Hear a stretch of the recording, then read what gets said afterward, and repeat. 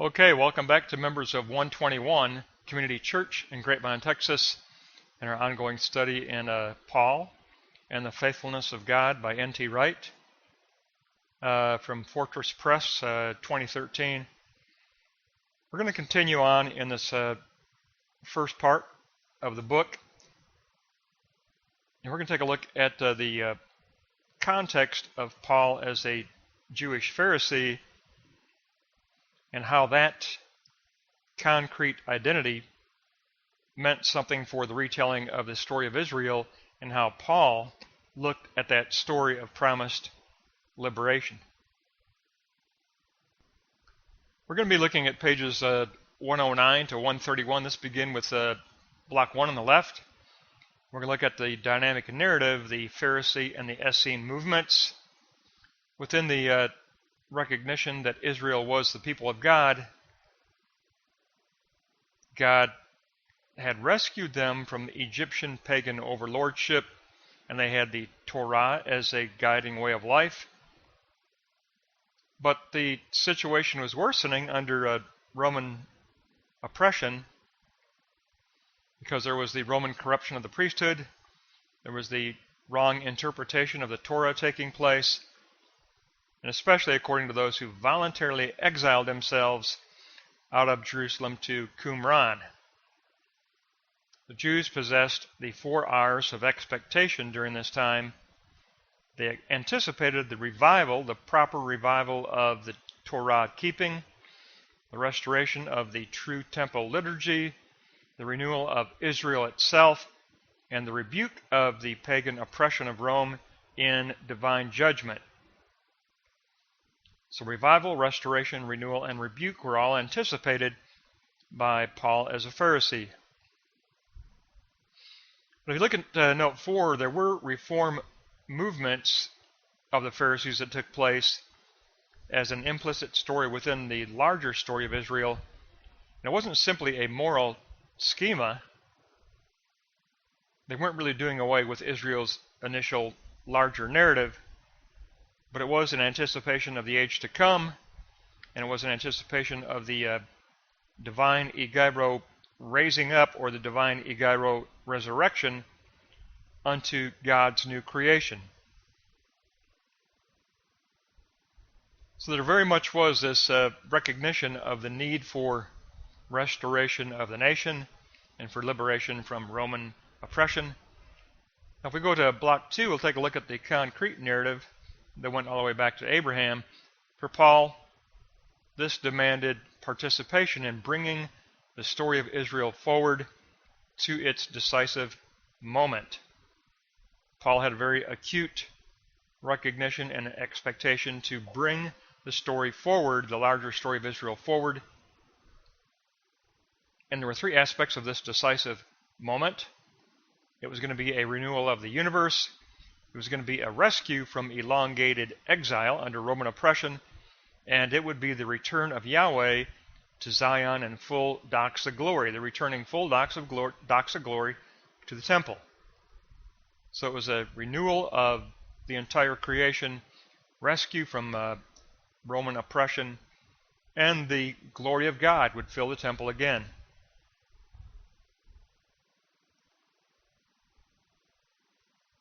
And we know that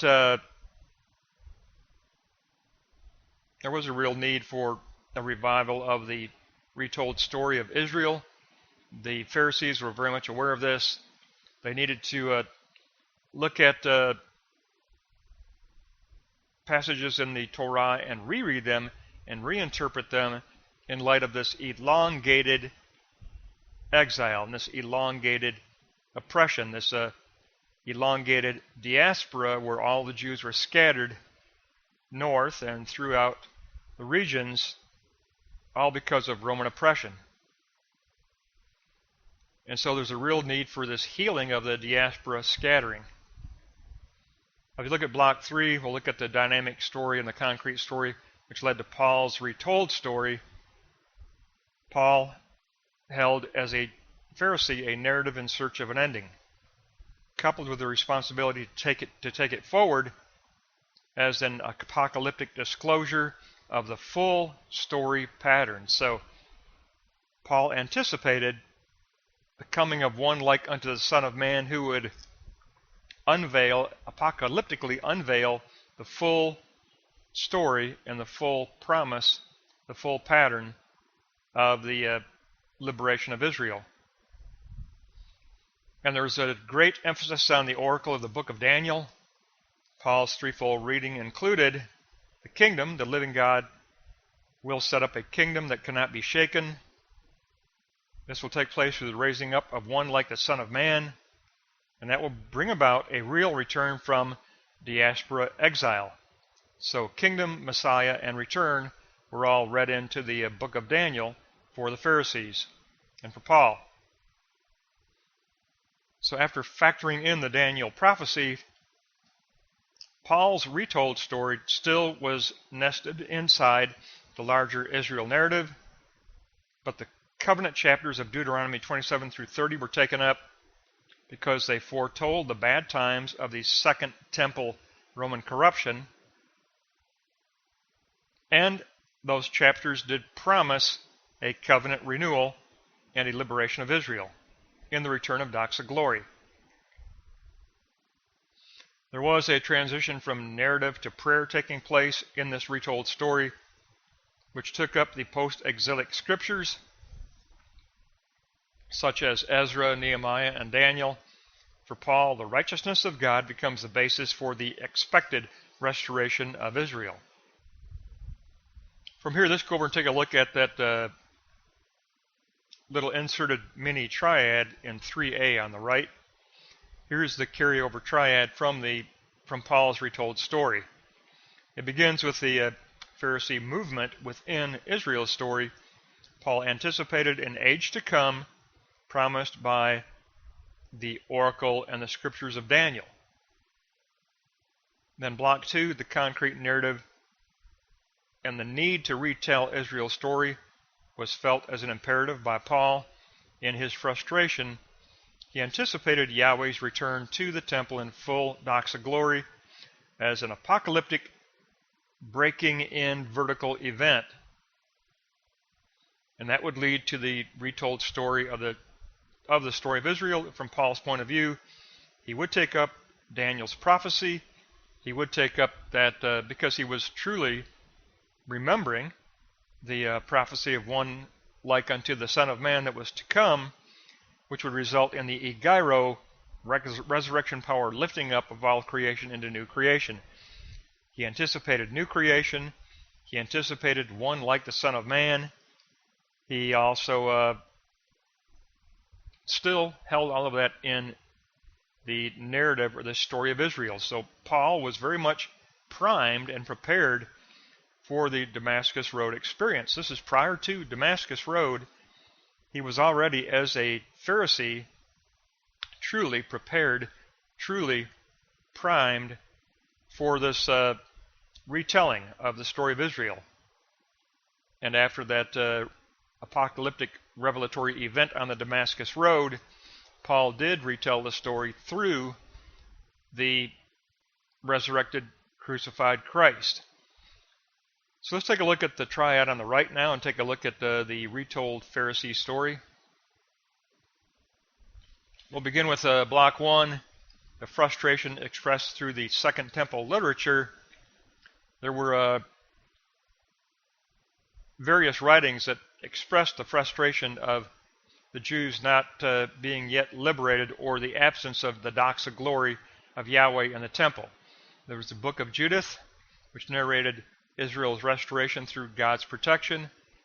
There was the writings of Ben Sirach, highlights the covenant promises, which emphasize the lineage of priests, parallel to the lineage of kings, and actually settling on Simon of Onias as that perfect priesthood.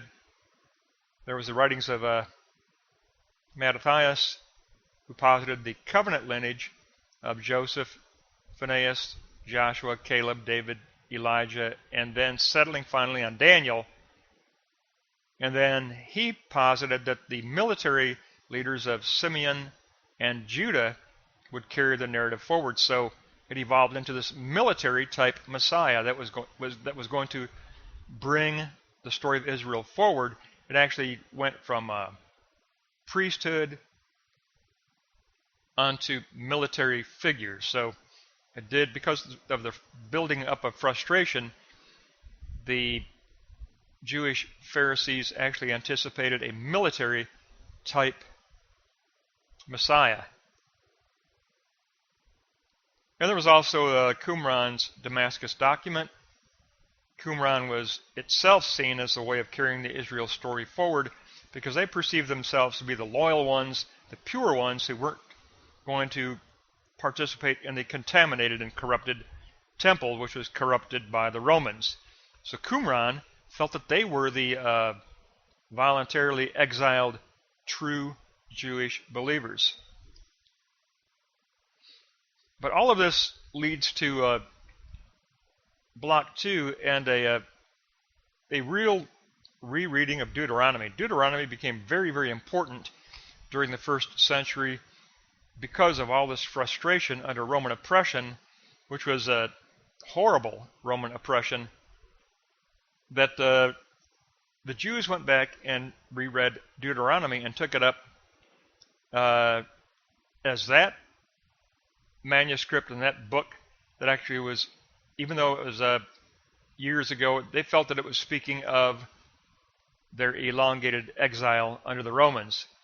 So they take up Deuteronomy's long extended exile and the promise of covenant renewal, and Deuteronomy did emphasize the Sabbath and the sacred festivals, and it was all broken down into a narrative into Jubilees, or 49-year dispensations. So a dispensationalism evolved, and they figured that according to Deuteronomy, the new age, the new dispensation, was going to break into reality and judge Rome and redeem Israel in righteousness. So Israel would be redeemed in righteousness, and the Romans would be judged in wrath, all in this new dispensationalism that the Jews were taking up because of their frustration.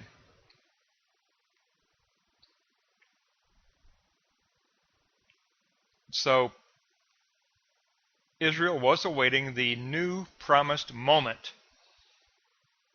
And there was a document, the Genesis Apocrypha document, evolved. It was very closely related to the Pharisee-Zelotes movement, the Shammai Zealot Pharisees. So it very much tied together with the same types of things that the Shammai Zealot Pharisees were also feeling and thinking and positing during this period of elongated exile under Roman oppression. And that's when N.T. Wright says we need to take a look at first century Israel narrations. And they evolved in three ways. They evolved as the Book of Wisdom, the Biblical Antiquities, and the Testament of Moses. So let's take a look at that note 2, block 2, note 2.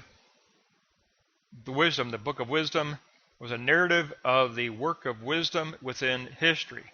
That became a new way of looking at this story of Israel during the first century. There was the writings of the Biblical Antiquities, which narrated from Adam to King Saul, and then posited the first true king, David. And then it posited a chronology of the last days where the first true Messiah would be raised up, just as the first true king was raised up.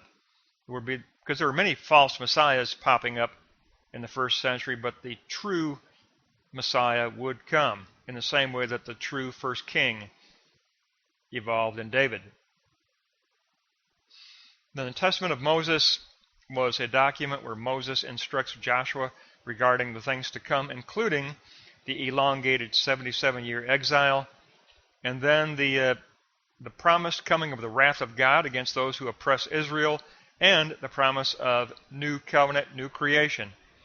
It also was a first century narrative taken up by the Jews in the first century because of their elongated oppression under the Romans. But the Pharisees settled on their own favorite document, especially the Shammai Pharisees. They settled on the Psalms of Solomon, And that's block 3B. We're going to take a look at 3B. The Zelotes, the zealot-type Shammai Pharisees, took up the Psalms of Solomon from the 1st century, and they were Messiah poems that anticipated the fulfillment of the Davidic promises. And they predicted that a new world leader would emerge out of Judea, and he would break in like a dramatic heaven-sent reversal of all pagan oppression. There's going to be this convulsive breaking in of a redeeming world leader out of Judea. And during this time, Josephus took up the final chapters of Deuteronomy as a new, reread, long-range prediction of what was going on in the 1st century. Deuteronomy 32 was taken up as speaking of Israel's story as the election of Israel, Israel's rebellion, God's judgment, and then God's eventual deliverance of Israel. And for the Pharisees, Deuteronomy 32 spoke of the distant events of the 1st century. So Deuteronomy was taken up as a 1st century prophetic disclosure. Deuteronomy was taken up as an apocalyptic document for 1st century Jewish belief. Saul, as a Shammai Pharisee, was looking at Deuteronomy in a whole new way now, in a very prophetic way that was promising liberation through a world leader who would rise up in a dramatic, almost convulsive breaking in type of a way out of heaven, out of Judea. So we see that there was a great deal of preparation, a great deal of work already going on in Paul's mind and in Paul's heart as Saul the Pharisee, before the Damascus Road experience, before the conversion experience, before the confrontation with the resurrected Christ on the Damascus Road. Before any of that occurred, Saul of Tarsus, as a diaspora Jew, as a exiled diaspora Jew, was already primed with the promise of the rereading of Deuteronomy. He was already primed with that promise that was at the forefront of his mind at all times and held in his heart at all times. He was looking for this one like unto the Son of Man, this deliverer who would rise up out of Judea. He was already looking for this Jewish liberation. So he was primed, he was prepared. He was not an empty slate. He wasn't a blank slate. He had a lot of training under the Hillel Pharisee branch of Gamaliel, the grandson of Hillel. And then he switched to the Shammai, the more militant Pharisee sect, where he actually could believe in sacred violence and and actually justify persecuting Christians. But he also possessed that ongoing hopeful liberation from the one who would break in from out of Judea as one lifted up from heaven. And he was anticipating this liberation as a Pharisee on the road to Damascus. So we get good conditional teaching about what was Saul's state of mind. What was Saul the Pharisee prepared like? How did he hope for and perceive new creation coming? Well, he took up Daniel, according to the Pharisee tradition. The Pharisees taught Daniel. The Pharisees taught Deuteronomy. The Pharisees took the Deuteronomy prophecies and applied them directly to 1st century oppression under Rome. And they did that in a way that split into two groups. You had the Hillels, who were very much emphasizing teaching, rabbinic teaching, and rabbinic piety. But Paul then switched to the Shammai militant Pharisees, and they took it up as a military type Messiah will raise up out of Judea and deliver us. It'll be a military type Messiah out of Judea. But Paul had both of those ideas in his heart and in his mind. He had Hillel and Shammai education. He had both because he was sent to Gamaliel at the age of 16. But later in his life, he moved over to the Shammai and took up that militant perspective. All because of this ongoing building up and building up and building up of frustration by the Jews that the doxa glory of Yahweh had not returned to the temple. The temple was still corrupted. Some simply ran and voluntarily exiled themselves to Qumran. And some stayed but became militant zealots. That was Saul of Tarsus, a diaspora Jew, an exiled diaspora Jew who was, at the time of the first century, was getting angry over this frustrated lack of deliverance from the oppression of Rome.